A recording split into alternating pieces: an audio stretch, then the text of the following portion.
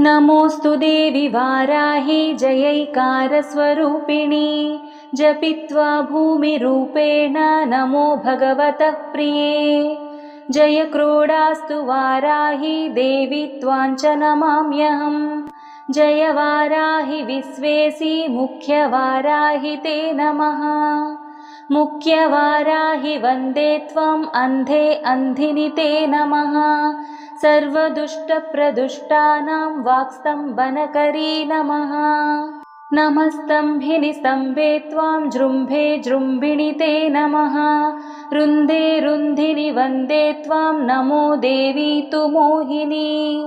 स्वभक्तानां हि सर्वेषां सर्वकामप्रदे नमः।